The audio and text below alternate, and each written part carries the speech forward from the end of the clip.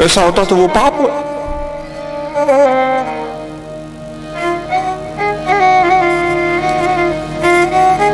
तो सदना कहता कि बाबा क्या करूं, तूने मुझे इस जीवन में डाला है तो मैं और क्या कर सकता हूं।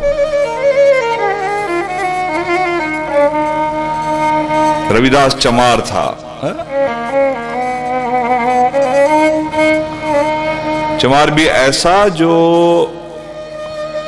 मरे हुए जानवर की खाल निकाले। डेट चमार बोलते हैं ना, मरे हुए जानवर की खाल को खींचे और उसको सुखाकर बेचे। क्या वो पाप नहीं? अगर मैं रविदास की आपसे बात कहूं, रविदास जी एक बार बाबा तुलसीदास जी रविदास से मिलने चले हैं, मुझे एक याद आ रही है बात। तुलसीदास जी ब्राह्मण, रविदास जी चमार। तुलसीदास जी ने सुना था कि रविदास बहुत अच्छा भक्त है, मिलना चाहिए, लेकिन लोग लाज के कारण थोड़ी शर्म आती थी। धर्म और अधर्म बहुत बहुत विलग है साहब, बहुत बहुत अजीब है।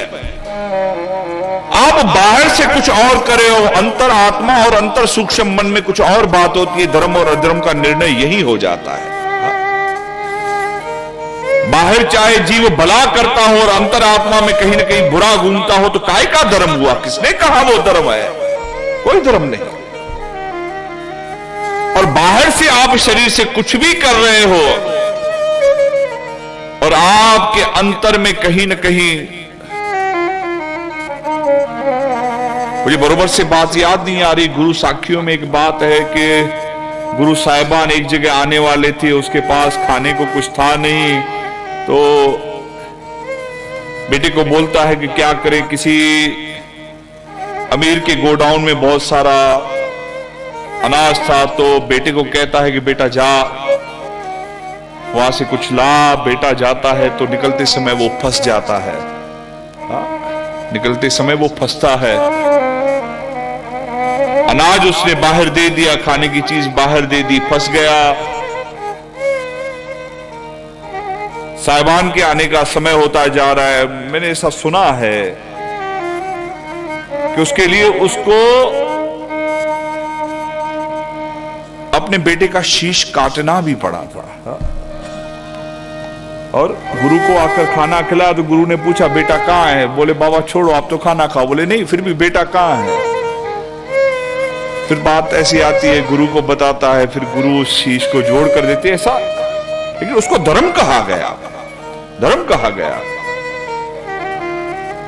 रायपुर के पास अपन हम चले थे, वो आरंग को कहा गया है राजा मोरध्वज की नगरी। आरंग छत्तीसगढ़ में, उसको मोरध्वज की नगरी कहा गया, जहां पर उसने अपने राजा तंगध्वज ने मोरध्वज को, अपने बेटे को काट कर दिया है धर्म के नाम से। बाहर किसी को मारने का, हत्या का काम हो रहा है और भीतर से अंदर ही अंदर कहीं ना कहीं कारण बहुत अर्थ रखता है। कारण, भीतर का कारण बहुत अर्थ रखता है। वो प्रसंग कुछ इस प्रकार से है, इंद्र और कुबेर में आपस में चर्चा हुई कि धर्म क्या होता है। तो किसी ने कहा चलो धर्म सीखना है तो राजा तुंगध्वज से सीखो। तो दोनों कुबेर और इंद्र बाज और कबूतर बनकर आते हैं। कबूतर आकर राजा के शरण में गिरता है और बाज पीछे से उड़ता हुआ आता है। ये मेरा शिकार है, आपको देना पड़ेगा। उसने कहा ये मेरी शरण में है। बोले शिकार तो मेरा है, शरण आपकी हो तो रहने दो, लेकिन शिकार मेरा है, आप मेरा आहार मुझसे छीन नहीं सकते। आप राजा हो, राजधर्म कहता है कि किसी का आहार छीनना भी पाप है, तो आप ये पाप नहीं कर सकते, आपको ये मुझे देना पड़ेगा। राजा देने ही वाला था कि हाँ सचमुच पक्षी और क्या खाएगा, बाज है, बाज तो कहीं न किसी पंक्षी को खाएगा, तो पक्षी को दे रहा है। तो पक्षी ने कहा कि राजा तेरा धर्म भी तो ये है कि तेरी शरण में जो भी आवे, जो भी आवे तुझे उसकी रक्षा करनी है। शास्त्रों में जो पाप पुण्य का निर्णय है, आपके शरण में जो आवे उसको आपकी उस रक्षा करनी है, तो आप दोगे तो ये राजधर्म का पाप है। राजा परेशान, दे रहा हूं तो भी पाप है, न दे रहा हूं तो भी पाप है, क्या करो। इसे भूख है, भूख में अगर मैं और पक्षी भी देता हूं तो किसी की तो हत्या होगी, क्या कर सकता हूं। बोले क्या खाएगा, तुझे कुछ दूं ऐसा, मोती दूं, कुछ ऐसे दूं। बोले साहब मेरा तो भोजन मांस है। बोले बस मांस है तो मैं तैयार हूं। मांस है ना, तो मांस के लिए मैं तैयार हूं, मेरे शरीर को काट ले जितना काट सकता है। शरीर दिया जितना दे पाया। परीक्षा तो थी, वो खाता रहा तो भी पेट भरा नहीं। ऐसा है कि तुला रखी गई थी, एक तरफ कबूतर रखा है कि उसके वजन का मुझे मांस दो, तो अपना मांस काटता जा रहा है तो भी कबूतर का वजन जितना नहीं बनता। जब नहीं बना अपने शरीर का भी कुछ मांस, तो बच्चे को कहता है बेटा मैंने तुझे पैदा किया है, क्या मेरा तेरे शरीर पर कुछ अधिकार है। बोले बाबा क्यों नहीं। बोले अगर तुझे लगता है कि मेरा अधिकार है और तू स्वेच्छा से देना चाहे तो मैं तेरे शरीर का हिस्सा दान करना चाहता हूं। और वहां पर शास्त्रों ने दिखाया है कि आरी से बच्चे के 2 टुकड़े किए हैं। हाँ? 2 टुकड़े करके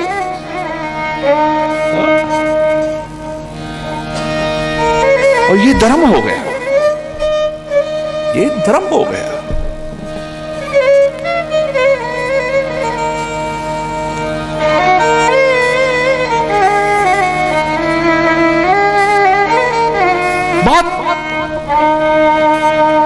धर्म बहुत विलग है, बहुत विलगा।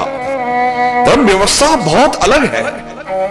हम जिसे बाहर से समझते हैं ना, वो धर्म नहीं, वो कहीं ना कहीं एक थोड़ा बहुत कर्म जो हमें करना चाहिए वो है, सिर्फ वो है। एक गृहस्थी का कर्म है, ये धर्म नहीं है। गृहस्थी का कर्म है खुद को पाल। दूसरा, गृहस्थी का कर्म है अपने पर आधारित हर जीव जंतु का पालन करना। 2, अपने मां बाप, अपने बच्चे, आसपास में रहने वाले पशु पक्षी इत्यादि, ये जीवों की पालन करना, ये गृहस्थी का धर्म है। तीसरा, जो लोग भिक्षा पर चलते हों, ब्राह्मण, भट्ट, जाचक इत्यादि इत्यादि, जो भी जिनका कहीं न कहीं जीवन भिक्षा पर आधारित है, उसको आप देते हो तो ये मत समझना कि ये आपने धर्म किया, ये कहीं न कहीं आपके कर्म क्षेत्र में है। धर्म क्षेत्र तो अभी अलग है, ये आपको करना है।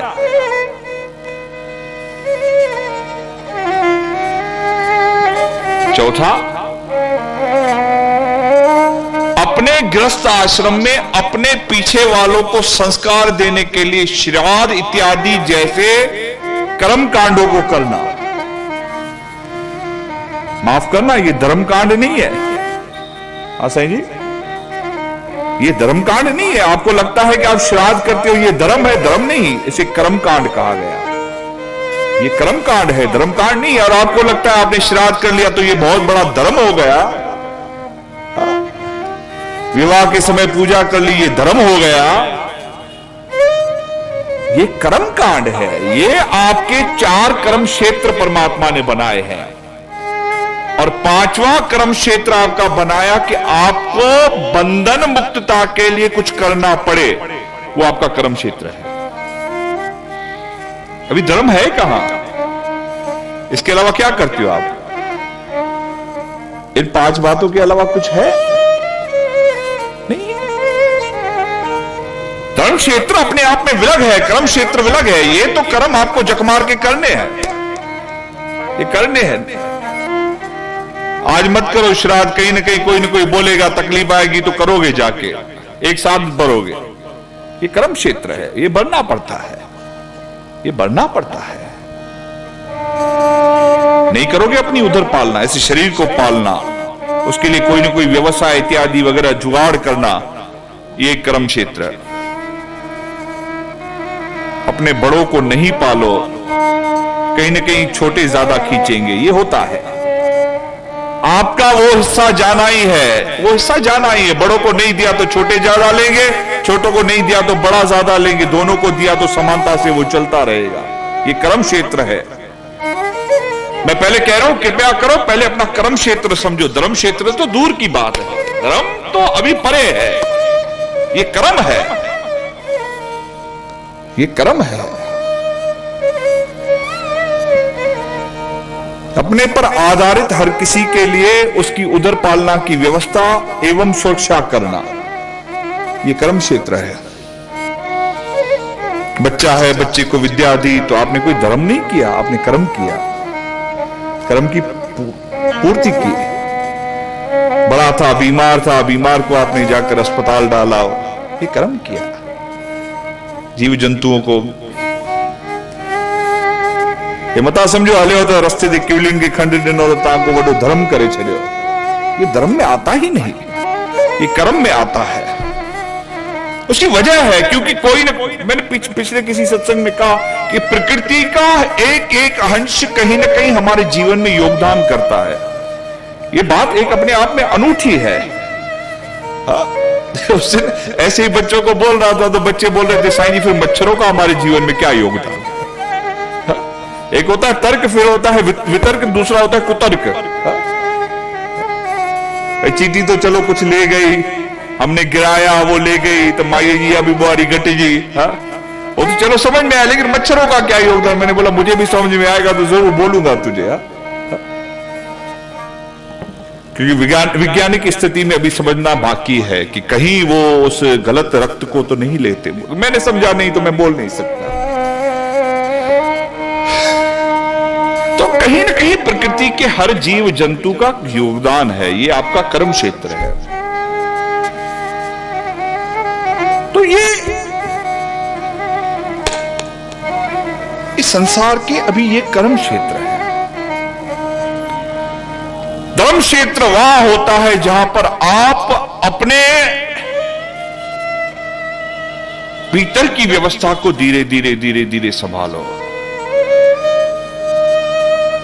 पवित्रता पावनता से ये कर्म करना, लेकिन पवित्रता से पावनता से बड़े मन से तो वो धर्म हो जाता है। अभी मैंने आपको कर्म समझाया, कर्म को धर्म में परिवर्तन करने की क्या व्यवस्था, वो व्यवस्था पूजा नहीं है, वो व्यवस्था पूजा नहीं है। हाँ, उसी बच्चे में उस भगवान को समझकर जिस समय आपने खिलाया तो वो धर्म क्षेत्र हो गया, कर्म क्षेत्र की जगह पर।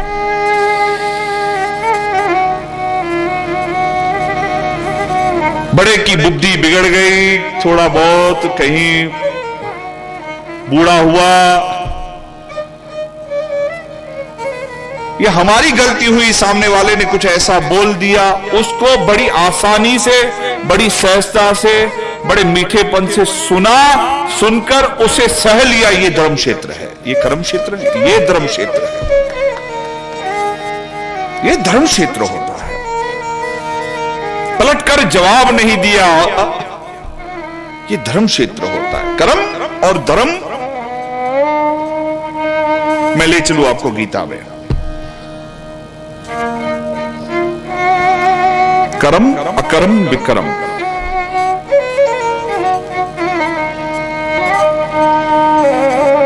तू जो भी करता है वो कर्म है।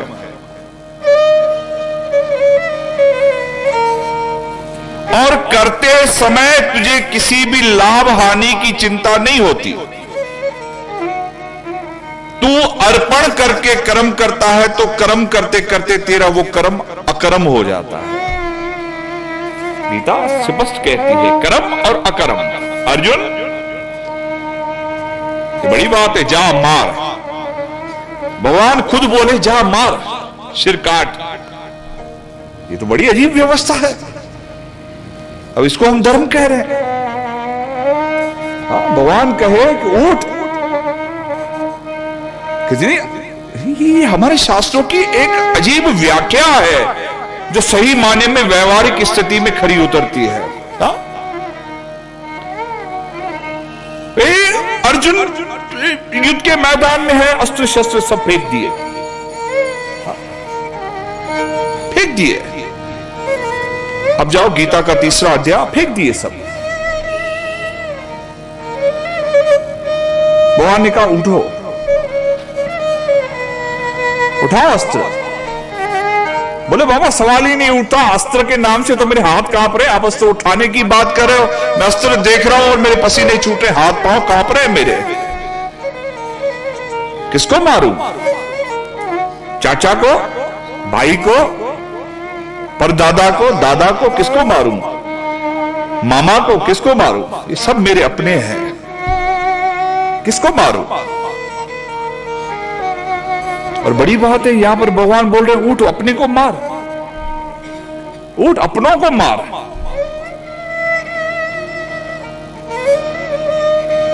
यहां तक अर्जुन ने कह दिया कि बाबा इससे अच्छा मैं अपने आप को मार डालूं, बेटर आई शुड सुसाइड।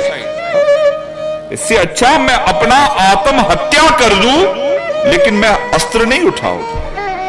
इसके बाद भी कृष्ण कहता है तुझे अस्त्र उठाना पड़ेगा। ये क्या व्यवस्था है? यही कर्म और धर्म के बीच की परिभाषा है। करना आपको है, लेकिन करते करते करते करते आपके भीतर के अंतर का वो परमात्मा जग जाए और करते समय आप ये सोच रहे हो कि मैं जो भी कर रहा हूं उसकी विधि मानकर कर रहा हूं, तो यहां से कर्म खत्म होता है और अकर्म शुरू हो जाता है।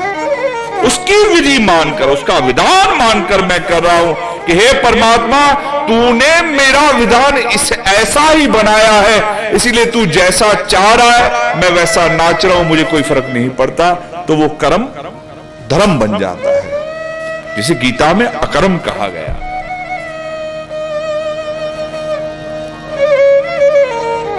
भगवान जब इतनी प्रबलता से कह रहे हैं कि तेरा कर्म, तेरा पाप पुण्य सब मेरे ऊपर है, तो जिस समय करता है, करते समय मुझे याद करता है, तो तेरा हर पाप मेरा हो जाता है और तेरा हर पुण्य मेरा हो जाता है। और नहीं, छोटी एक बात मैंने शायद आपको कही हो कभी कि एक माँ जो भी करती थी वो नारायण अर्पण करके कहती थी, फुल्का बनावे तो नारायण अर्पण, खाना खावे तो नारायण अर्पण। उसको ऐसी मानसिकता उसकी बन गई थी, ऐसी विचारधारा उसकी बन गई, जो भी करे नारायण अर्पण कह के करे। खावे तो उसके मन को लगे कि मैं नहीं खा रही हूं, मेरा भगवान खा रहा है। यहां तक कि बनावे तो बनाते समय भी उसको ये नहीं लगे कि मैं बना रही हूं, मेरा भगवान बनवा रहा है। तो एक बार सफाई कर रही थी, सफाई करके उसने कचरा लिया, कचरा लेके जैसे बाहर छोड़ा, झाड़ू से झाड़ू लगा के छोड़ा, तो कहा नारायण अर्पण। तो नारद गुजर रहे थे, नारद ने कहा कचरा भगवान को, आज तक तो लोगों ने नारियल चढ़ाए, तू कचरा चढ़ाने वाली पहली है। तो भगवान को, और एक थप्पड़ गुस्से में नारद ने मार दी, उसको लगी, उसने कहा नारायण अर्पण। ऐसी बहुत व्यवस्थाएं आई है शास्त्रों में, बहुत व्यवस्था है, बहुत। और सच होता है, ये होता है। मैं साधारण से कहता हूं, एक छोटा बच्चा हो ना, और उसकी मां उस बच्चे के मोह में धीरे धीरे उसको तकलीफ हो, उसके सिर पर हाथ घुमाते घुमाते भगवान को याद भी करते करते बच्चे को करती है ना, वो भी सचमुच नारायण अर्पण होता है और बच्चे को भी उसमें से फायदा पड़ जाता है। आपको इन सारी बातों का अनुभव होगा जब करते हो ना। बच्चे को तकलीफ होती है, धीरे धीरे धीरे धीरे हाथ घुमाते हो, हाथ घुमाते घुमाते घुमाते उसको याद करते हो। ये वो व्यवस्था है। ये थोड़ा सा मैं आपको अनुभव करवाने के लिए बात बोल रहा हूं। ये वो व्यवस्था है कि आप धीरे धीरे धीरे धीरे धीरे करते करते हो। फर्क इतना है, बड़े बड़े होते हुए हम में से वो व्यवस्था पता नहीं कहां स्वार्थ में गायब हो जाती है। नहीं तो बड़े के साथ भी आदमी धीरे धीरे धीरे धीरे ऐसा करे ना तो उसका भी दुख संकरण कर सकता है। हम में संकरण करने की ताकत है, में ताकत है। जो दे सकता है तो वो ले भी सकता है, ये ताकत होती है। अगर आप दुख दे भी सकते हो तो दुख लेने की भी आप में ताकत है। जिस प्रकार शब्द से आपने किसी को दिया और शब्द से आप सॉरी कहते हो तो दुख लेते हो ना, दुख दिया और लिया। ऐसे ही आप किसी के शरीर में कोई दुख हो तो दुख लिया भी जा सकता है, कोई बड़ी बात नहीं। बोलो जय श्री कृष्ण। जय श्री कृष्ण। तो माई को लगी, माई ने मुंह से कह दिया नारायण अर्पण। माई को कोई फर्क नहीं पड़ा। कर्म वो है जब आप पलटकर करते हो, धर्म वो है कि पलटकर शरीर से हो सकता हो, लेकिन मन कहता है कि मेरा क्या, ये था और कहीं न कहीं उस था के कारण मुझे हुआ है, परमात्मा इसकी भी रक्षा करे। ये धर्म हो जाता है, ये धर्म हो जाता है। मैं ये नहीं कहता कि सहना चाहिए, जितना शरीर में ताकत है सो हो, लेकिन कभी कभी ऐसा होता है कि शरीर के ताकत से बाहर होता है तो आदमी आवाज तो निकालेगा, आवाज निकालेगा। क्योंकि शास्त्र ने भी यहां पर प्रमाण दिया है कि परशुराम गोदी में सोए हुए हैं कर्ण के, और कर्ण को जब